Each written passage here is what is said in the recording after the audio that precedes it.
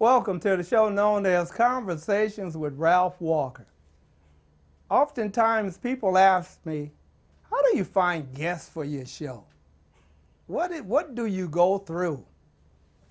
Sometimes I pick up a newspaper and I'm fascinated by headlines. This one in particular, the subject was on Owen Brown. Now you're probably wondering, who the heck is Owen Brown and why is he important? And then if I say flashback and ask yourself a little bit of American history, do you know John Brown?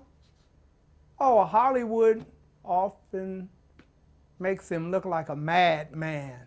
Mad because he wanted to kill white folks that embraced and had slaves. That made him mad? What an intro for that. Let me bring this to you live and direct that I'm really honored to have here in the studio two very important individuals that are loaded with history in the Altadena area, part of the San Gabriel Valley Mountains, which is quite interesting. My first guest is a very noted historian, Michele Zack. She's also an author of several books. Quite interesting. My other guest is Marietta Kruells. She's an open space advocate. Have you ever wondered how you are able to have access to the various foothills? She's played an active part in it. Marietta has been very good in taking on those authorities, or maybe those uppity people that put up a fence and say, oh no, you can't go over there. Well, she's found a way to open the gate, to open the door. So now you're probably wondering, well, what's the show going to be about, Ralph? That long intro. Well, I'm honored to let you know that in my quest to touch the stone of Owen Brown, the son of John Brown. So I'll start with you, Michele. How you doing today? Fine, Ralph. Thank you for inviting us on today. All right, bit long intro, but I covered a little bit of everything, right? You did. Okay, and Marietta, how you doing today? I'm good, thank you. All right, so this adventure was something else. It was like me trying to make contact with Michele, and then Michele making contact with Henrietta, and then we set a date, and then we say, wait a minute, let's back it up. You're part of a very special committee also, right? And what is that committee? I'm on the Owen Brown Gravesite Committee, which is a committee that was convened by the Board of Supervisors with 4 tasks and to do with the Owen Brown gravesite. The first is to restore the gravesite. The second is to get the gravesite into a land conservancy. The third is to make sure that we could get historic designation for the site.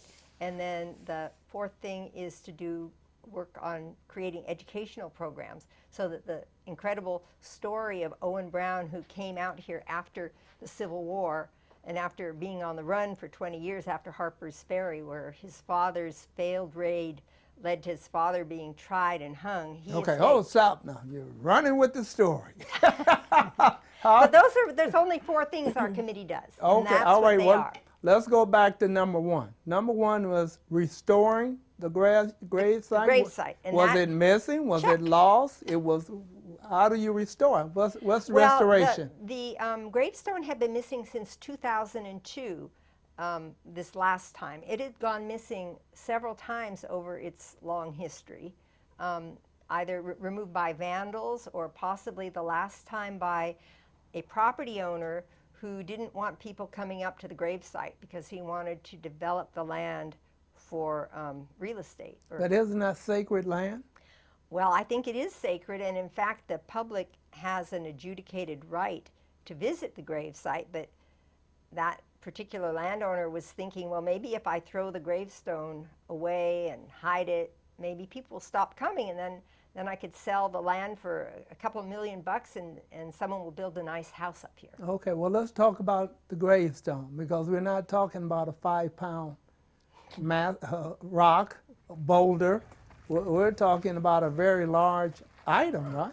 Well, it weighs about 500 pounds. It's a kind of a vertical natural stone that was carved and put to use as a gravestone, and it says, Owen Brown, son of John Brown the Liberator, died, I think, January 6th, 1889. So the person that found that gravestone is of historical importance also. Well, yeah, this last time it was recovered, because I want to point out it's been lost a few times, but this last time it went missing for a long time, and Ian White, who's the son of the famous African-American artist Charles White, who is a neighbor in the Meadows, he and his son were walking after a storm, and I guess the stone had been buried and missing at that point for 10 years. A little bit of it was sticking out of the brush, and they uncovered it, and wow, there's the stone missing for 10 years. At that point, Ian White, I think very wisely said, well, we shouldn't just keep putting it back up there and having it come Disappear. down. I'm going to keep the stone in a secure location until we have a friendly landowner, and that's what happened. Wow. So they removed the stone from where they found it at? The 500-pound stone, Right. took it back downhill? Yeah, and they hid it. They hid it for 10 years in the backyard of some neighbors, Glenn and Leanne Samuel. Wow. They kept it safe for this time until our committee worked with Tim Cantwell, who purchased the land, and he was a friendly landowner because he had agreed in advance that he would put the land in a conservancy. That's amazing, right? It is. All right, let me pull Marietta into the conversation, sitting there quietly with deep thoughts. A question, I introduced you as an open space advocate. How would you define or explain that to the viewers out there? You know, over time, public access is lost. Sometimes it's on private property and people don't realize they have legal rights to it. Much of this property we're talking about, Save the Altadena Trails was responsible for going to court against the landowner and several landowners on the trail, and forcing them to accept the fact that it had always been open access for the public. So it is adjudicated, which means always will be open access to walk to that site and visit Owen's grave marker and think about the story that he has to tell that's buried with him. All right, now how did you get involved in this? What made you want to be an open space advocate? I moved to Altadena almost 40 years ago, and I moved there to ride horses in the San Gabriels. You have horses now? I do have horses. What's their name? I have Honey and I have Porsche. Okay. Honey's 28 and Porsche is 14. Okay. So I moved there to ride trails, and I have ridden my horse to Owen's site. I've ridden bikes to Owen's site, and I've hiked to Owen's site. Okay. And it's just always been a great story for a person who was raised here in Southern California and never really appreciated the Civil War because there were no sites here. And Owen has been hidden from us for a very long time. All right, so educate my viewers and guests out there, and to the young children, young kids running around the house, come on, listen to this story about John Brown. You will only hear a little, maybe a chapter of it in school. You don't hear too much about John Brown other than, like I said in the intro, oh, half-crazed man at Harper's Ferry and that. So explain and share your view of John Brown. John Brown was maligned in history. He was a very religious man, and he was a pacifist, and that seems, you know, incongruent, but he was. And he realized at some point, after a senator had been beaten on the floor of the Senate with a cane for giving a speech against slavery, he realized blood and spilling blood was the only way to have freedom for everybody. What a radical thought. And it was so important to him, and he indoctrinated his entire family, including his son-in-law, into this. Now, wait a minute. Some viewers out there, why would a white man be so enraged over the cruelty and malicious treatment of men, women, and children in the slavery process? Why? Because he knew it was a sin. It was a stain on the soul of white people, and God would never stand for it. So that's why he did it. He knew that that was true. And we all should know that. Yes. And you shouldn't have to teach that thought, but unfortunately we do. Yeah, well, if you want to justify the institution of slavery, you have to make that other person not a person, right? Correct. I think during the course of making the trip up there, you actually sang a song, or several songs, Battle Hymn of the Republic. Tell me some of the lines of that song that stands out to you when you sing and you hold on to it because you know it so well verbatim. Thine eyes have seen the glory of the coming of the Lord. Mm-hmm. He's trampling out the vintage where the grapes of wrath are stored. He loosed the fateful lightning of his terrible quick sword. Mm. And that's the Civil War. She was actually in a fort at the time and asked to rewrite the words to a song the soldiers were marching to, John Brown's Body. Yes. And she was asked to rewrite those words, Julia Howe Stowe, and Julia Ward Howe. Excuse me, Julia Ward Howe, thank you. And she rewrote those words overnight. And it's very impressive. It is the Battle Hymn of the Republic. It's an important tune for the United States, but of course the South didn't like it, and they didn't like the gist of it, that this was the right thing to do in the eyes of God. Well, I'd like to chip in that at that time, the song of the Union Army had been John Brown's body lies a mouldering in the grave, a mouldering in the grave, but you know, as truth goes marching on, and which was what they would sing as they would march. But then some people thought, well, we should have more elegant words. And so Julia Ward Howe rewrote more elegant words to that song. And then that became the song of the Union Army. But people still sang about John Brown. John Brown. In essence, let's clean it up a little bit. Yeah, the two were really, there was, there was a conflation of the two songs. Yes. So viewers out there might be wondering, how did you two team up? How did you We've known each other for going on, what, 35 years or a little better? A long time, because when I moved to Altadena, I've only lived there about 35 years, but I got involved with trails issues and history, and I can't remember when we met, but I know that we used to meet on Martin Luther King Day up at Owen Brown's gravesite, and I think the stone might have been missing. It might have been when we met up there, and we would talk about him, and we would sing the Battle Hymn of the Republic, and then we've also we're both activists. Yes. And so that is, I think, is what bound us. And then I'm involved in an organization called Altadena Heritage. Yes. Altadena Heritage in 1989 first applied to the Los Angeles County Landmark Commission to try to get the gravesite made into a county landmark, and we were turned down. Why? Well, it was a different time.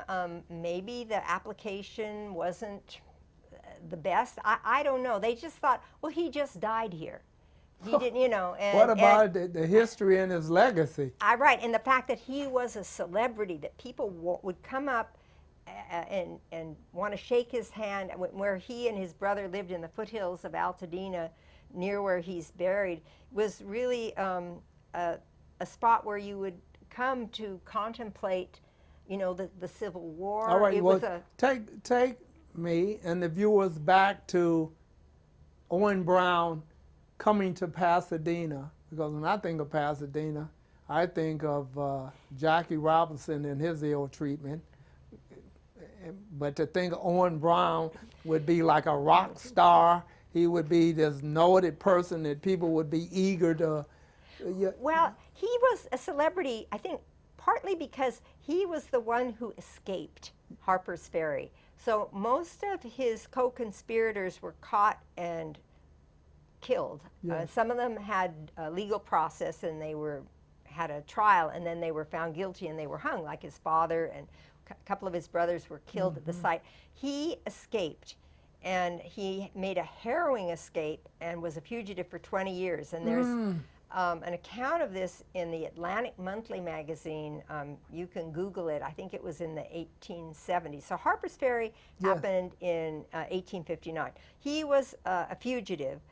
He was in Ohio, he was on an island in Lake Erie, he was a few places. Wow. He really, for 20 years, he existed as a fugitive, and with the trauma of what he'd gone through very much affected him. So being a fugitive, makes you kind of jumpy and so forth. So his brother, Jason, and his sister Ruth had moved to Pasadena. Why did they come to Pasadena? Pasadena was like a safe place because unlike the rest of California, which was very Southern-minded, most of Southern California people at that time had supported the Confederate cause. Okay, the war had come and gone, but the people here were still mainly people who'd been supporting the Confederacy, but not Pasadena. It was founded as a temperance community and mainly by former Union supporters. There have been a lot of abolitionists who came here. So Pasadena was like a bright star in Southern California in terms of kind of a progressive place where it would be safe for someone who'd been on the run and who'd been an abolitionist to come. And so that's why he came out and joined his brother and sister and brother-in-law, Henry Thompson and Ruth and Jason Brown. And he had freedom of movement. They could move about, not thinking they were going to be. Well, by then we're in the early 1880s. Yes. So the Civil War was behind. I don't know if there was an amnesty. I have to admit, I don't know the details of why he felt it was safe for him to come.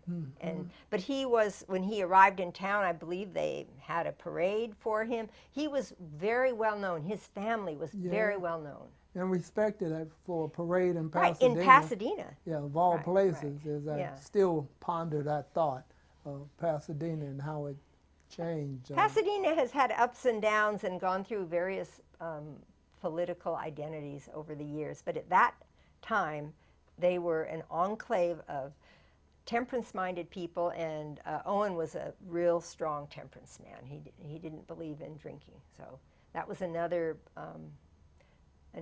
important, resonance he had with Pasadena. Now, if someone wanted to read a book about John Brown, do you recommend any book? Is there any book that's been out there that will give a true image of the man versus this madman?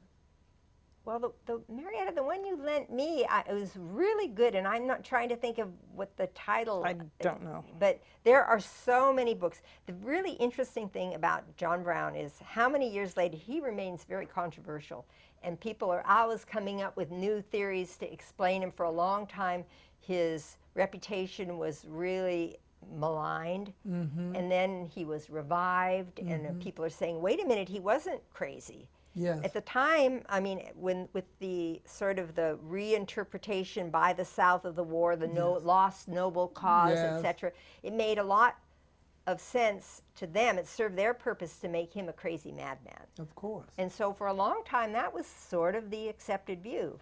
I think it still is the accepted view, and he's maligned still today, and that needs to change. Because, and why? Why do you think he's maligned today? Well, if you read history books and things, or even the latest show that was out, The Good Lord Bird, I believe it was called, I know it was tongue-in-cheek, but just to make somebody who is the catalyst of the Civil War, and for the reason we all know, the reason was to stop slavery because it was wrong.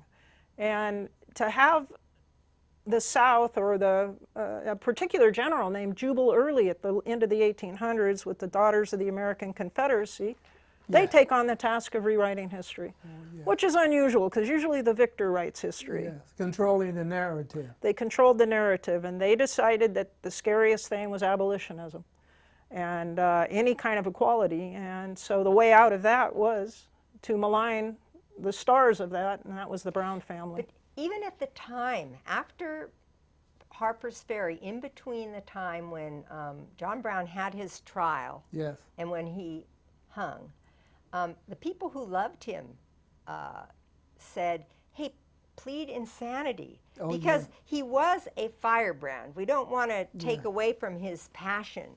He was a firebrand and So was extremely, Frederick Douglass. right, extremely passionate. But at the time he said, well, no, I will not plead insanity because that means everything I've stood for, everything Yes. I've done doesn't matter. Right. He's just crazy. No, I won't do that because I'm not crazy. Slavery is evil. And I stand by my position and I will not, hide behind an insanity plea. So if he pleaded crazy, would give white folks a way out. He didn't really mean all what he was saying about. Well, yeah, he was just crazy. But if you have a passionate belief, and all of us have believed strongly in something, not everyone will take it to the Yes. limit. Yes. John Brown really took it to the limit, Right. as did his family. A lot of us would go, oh, well, yeah, it's not worth it. I have to Yeah. live in the world. Are you I'll willing compromise. to? Are you willing to die Right, for exactly. a cause? A lot of people are not willing to die for a cause, even if they believe in it. Yes. But They will, as Dr. King would say, they will elect to remain silent and look the other way. And I think in many ways that's what's going on right now. When you think of January 6th, if we could fast forward, look what happened there, and the people are like being just tapped on the oh, wrist. yeah, they were pesky, overexcited tourists. Oh, yeah.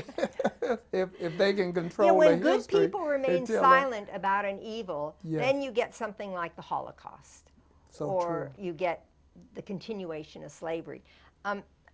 One important thing I want to stress about our educational piece of this is that, as Marietta said, we don't have any monuments to the Civil War, and a lot of kids here growing up, you think, well, Civil War had nothing to do with California. Yes. Over there, somewhere else, happening. Yes.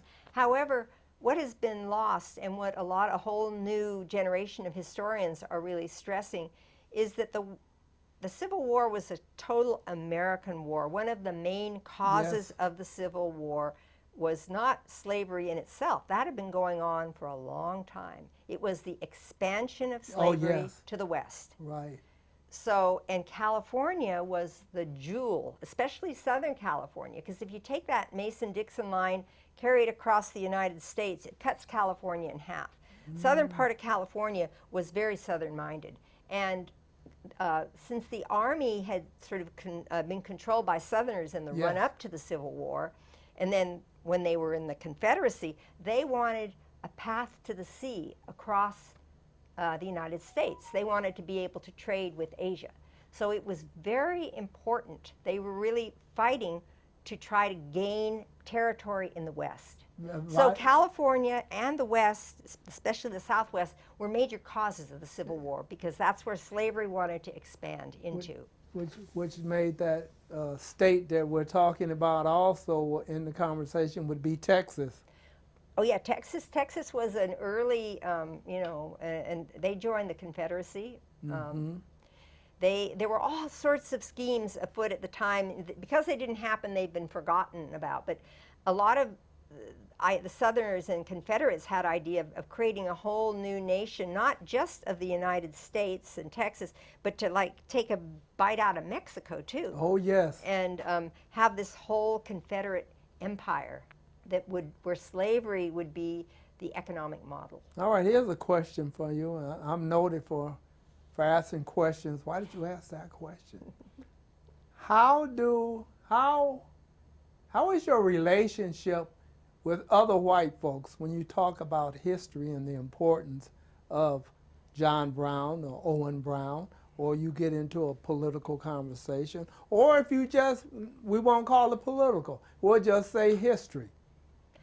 Well, I would say because my friend group is people like Marietta and other writers and scholars, and so people are very fascinated and interested, and I didn't know that about Los Angeles, and tell me more. Is, you know, in the group of people that I know, I'm not saying that would be everyone's response, but that, you know, I get people encourage me.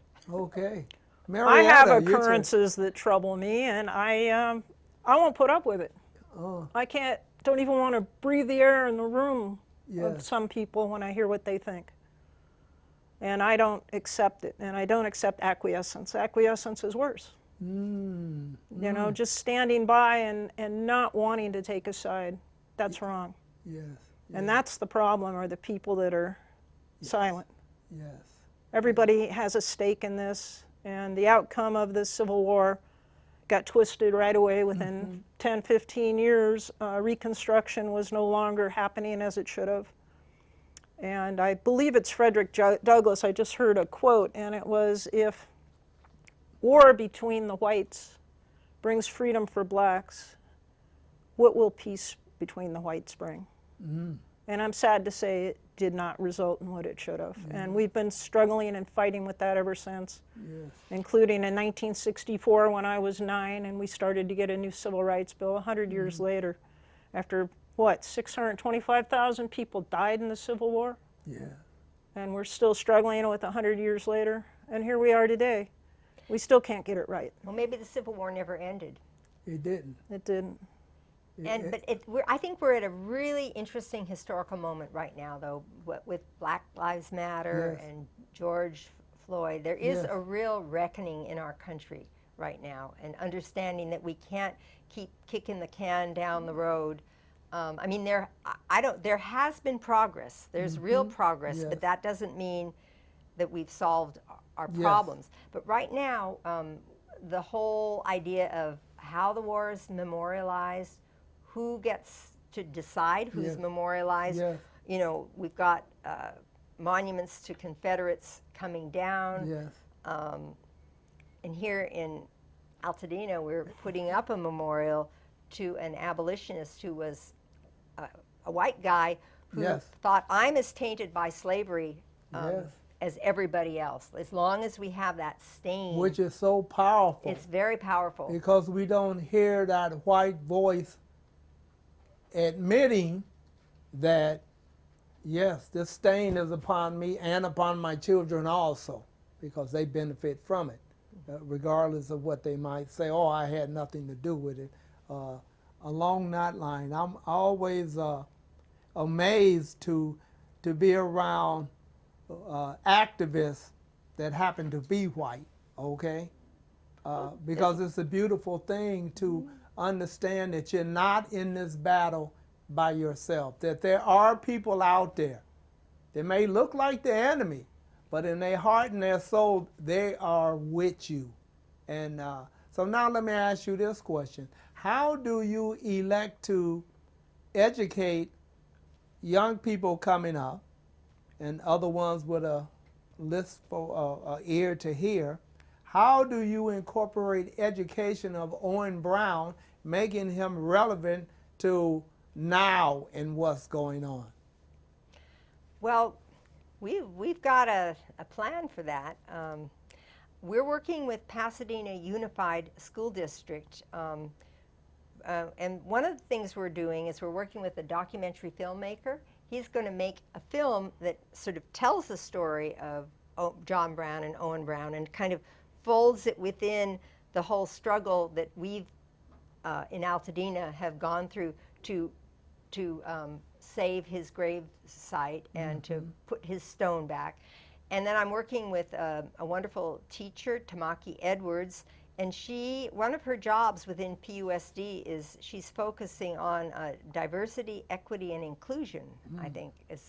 And right now, she's going through all of the different standards for the different grade levels to see where this story, what standards it hits. So we're starting with that, and then we're going to make a curriculum and a teacher's guide, and we're going to train up teachers on how, we don't want to just give them more work. We want to, they have to be covering certain educational Yes. standards.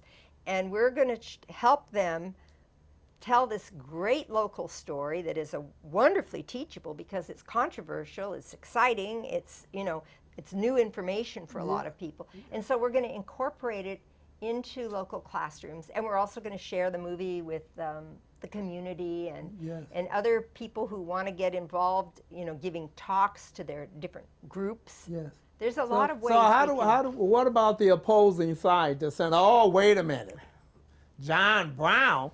Do you know what John Brown did, Harper's Ferry? You want to tell that to the kids? Oh, his son was just like him in a sense, but he escaped. Why do you want to tell that story? I think it's a good moment This was now. this was a family that was willing to march into hell for a heavenly cause. That's why. But people can't accept that. They don't know the history. That's why. Yeah. It's been maligned again. And so to teach, it, you know, people look at John Brown and the things he did, bleeding Kansas, and, you know, he actually used a sword to kill people. But it was a brutal time, and the abolitionists were being tarred and feathered. They were being hung. They were being all sorts of different things. Yes. Horrible things were happening to people who dared to say slavery was wrong. And so, you know, to just look at this family and say they were brutal, the time was brutal, and the part everybody chooses to ignore was the brutality of a whole race just for Yeah. color. Yeah. Not even an acceptance of humanity. And So yeah, we got to tell it. I want Yeah. to stick up a little bit for public education here. I mean, I've worked with Pasadena Unified in the past in teaching American history, and I can say that there is real strong intention to improve the teaching of American history. The woman at PUSD who I've worked with, Helen Chan Hill, is in charge of professional development. She wants her teachers to know these stories because it really brings history alive. Yes. It makes it relevant. And she's a Chinese woman who happens to be married to an African American, so her children are biracial. Yeah. She wants them to grow up Yes, knowing yes. that. The woman I'm working with, the teacher who's the curriculum specialist, her name's Tamaki Edwards. She's an African American woman.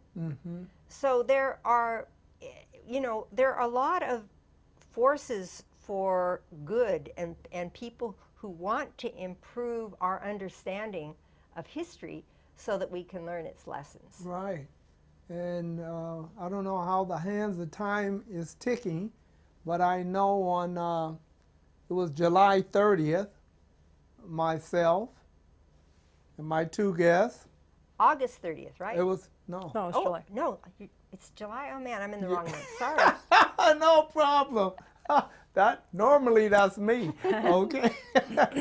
July 30th, I made that journey up towards Owen Brown. And suddenly the spirit of Owen Brown said, not today, Ralph. Take a look at this footage here, quite interesting.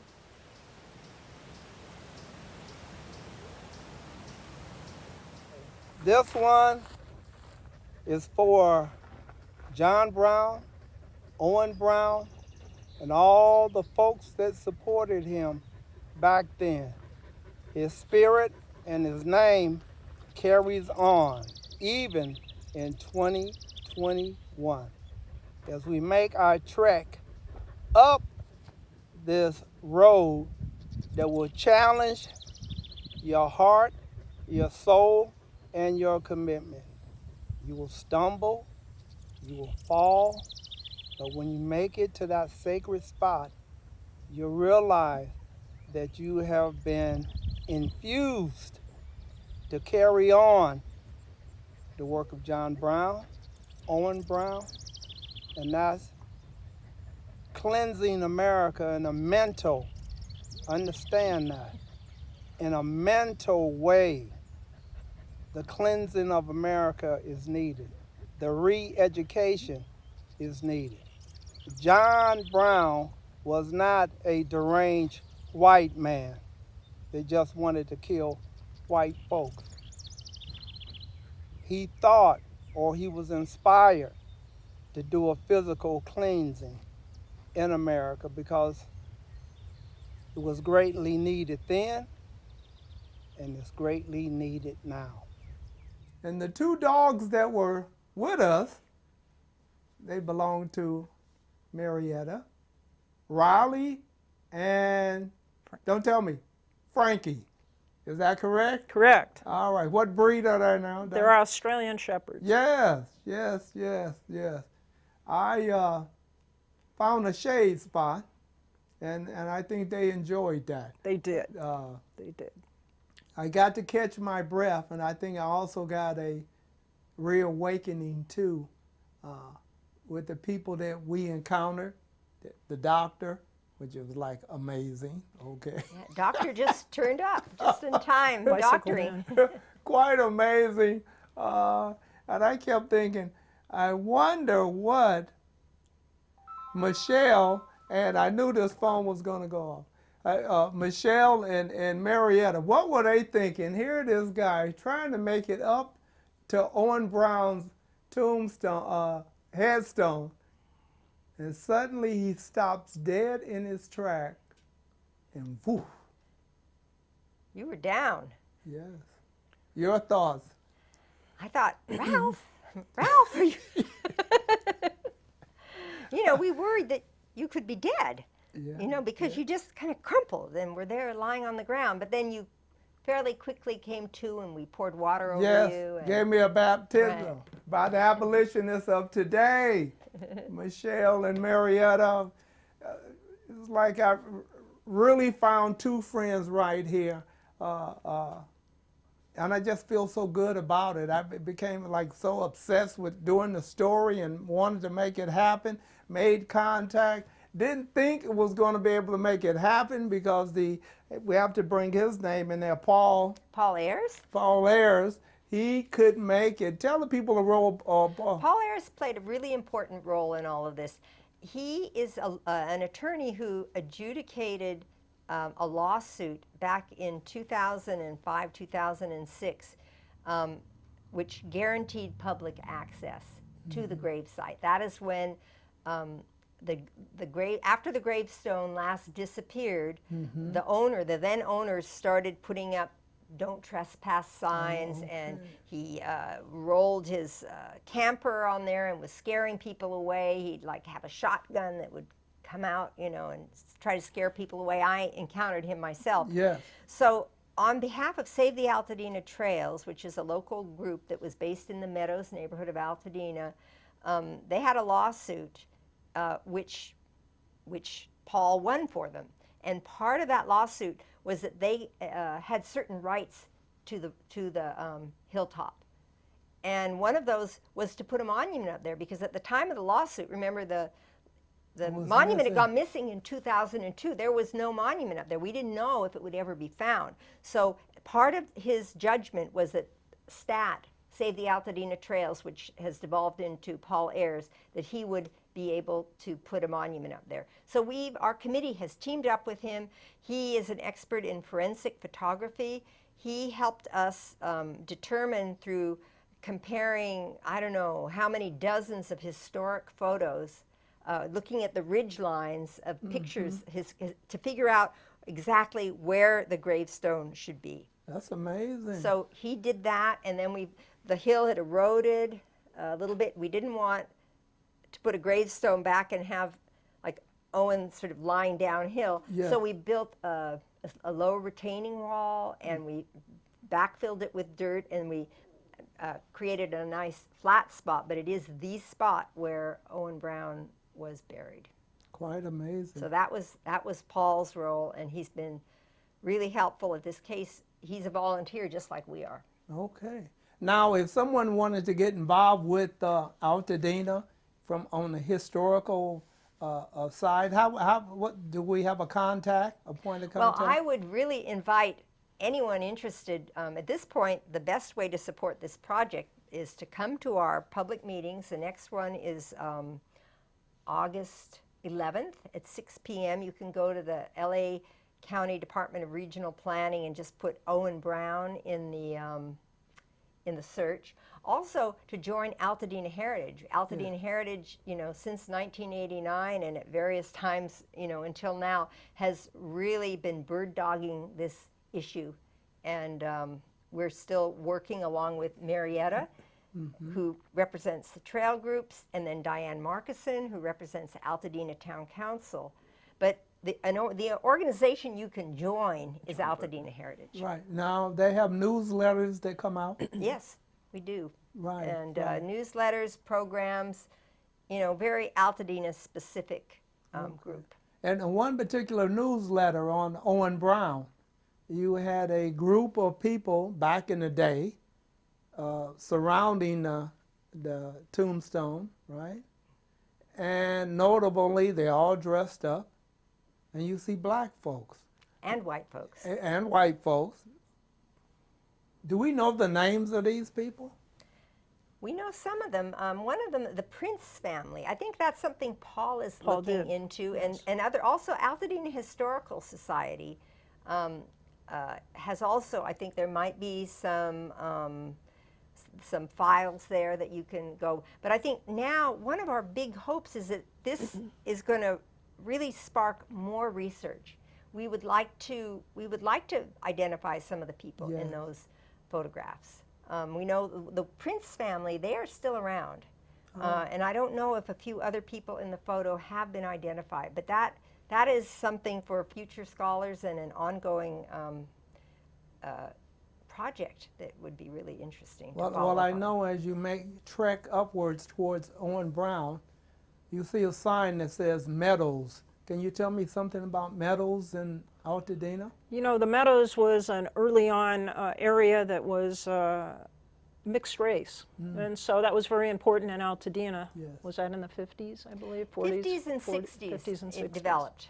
Oh, okay. And so it's just one road in, and it's a very private community. Yeah. One of the residents there, John Burton, who's a local attorney, he's also part of the committee with He's us. on our That's good. committee And he, representing. yeah, he moved there purposefully because he was so passionately interested in Owen Brown and the Brown family. So he brings a lot to the table as well. We're very fortunate who's involved.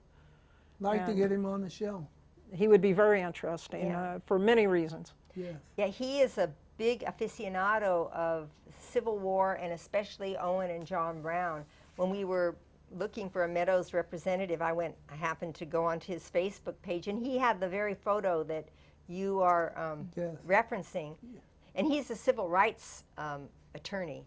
He represented Chris Ballou in this recent, I guess it was a couple of years ago. He really is a passionate civil rights advocate who happens to be white, but he lives up in the Meadows. Okay, sounds good to me. All right, a little bell is going off in my head. It's telling me, Ralph, it's time to wrap it up. I could engage in this conversation forever and forever. Why? Because truth is like a breath of fresh air. It's relieving, it's soothing, it's good for the soul. And I'd like to thank my two guests for making it here in this sweltering heat outdoors. Yes, it's a hot day. Thank you both. Thank you both for keeping me alive in a sense.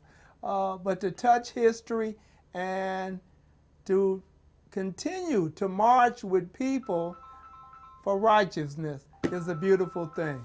All right, this phone didn't want to stop. Thank you, I don't Ralph. know why. Thanks for Thank you including both us. for being here, okay?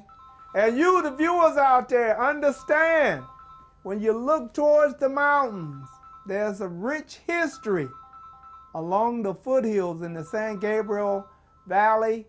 There's some history that you should know. Signing off.